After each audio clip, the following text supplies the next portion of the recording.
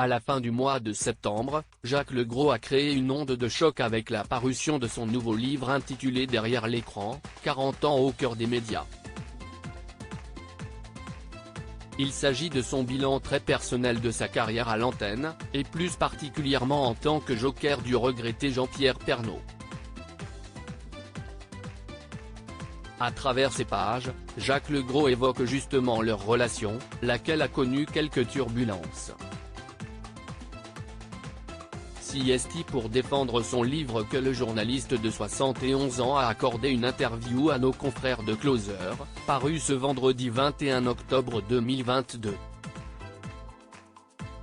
L'occasion pour lui de mentionner sa vie de famille heureuse, en compagnie de sa femme Valérie, avec laquelle il est marié depuis 15 ans. Nous vivions déjà ensemble depuis 5 ans quand nous nous sommes mariés, a-t-il précisé. Au moment de se dire oui, Jacques Legros et sa précieuse Valérie ont forcément dû se poser la question de la localisation.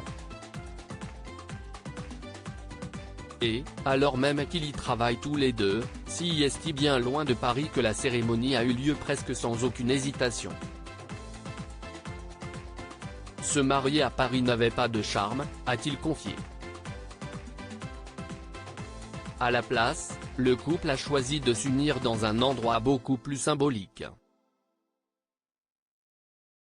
Le faire dans le village de Pompignac, commune du Sud-Ouest, note de la rédaction, où nous vivions avait plus de sens, a-t-il décrété.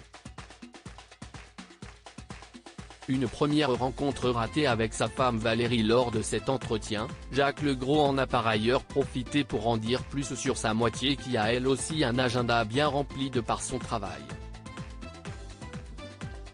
Elle est gastro-entérologue vétérinaire, responsable de la consultation à l'école d'Alfort, mais aussi docteur en médecine, chercheuse à l'Institut Imagine de l'hôpital Necker, a-t-il listé non sans fierté. CST d'ailleurs leur amour pour les animaux qui les a réunis il y a plusieurs années. Mais attention, on est loin du conte de fées. En effet, lorsqu'ils se sont croisés pour la première fois, le Doberman de Valérie avait tenté de manger le cavalier King Charles de Jacques Legros. Ce qui est très rigolo, CST qu'elle ne m'avait jamais vu à la télé et qu'elle est tombée sur mon JT par hasard quelques jours plus tard. Elle s'est dit, mince, CST le voisin avec qui j'ai engagé la discussion il y a quelques jours. Ça ne marchera jamais car CST quelqu'un de la télé, il est forcément insupportable, rapportait-il au magazine Télévision Grande Chaîne en 2020. Finalement, leur histoire aura bel et bien marché. Les amoureux ont même accueilli un fils ensemble prénommé Gabriel et âgé de 17 ans.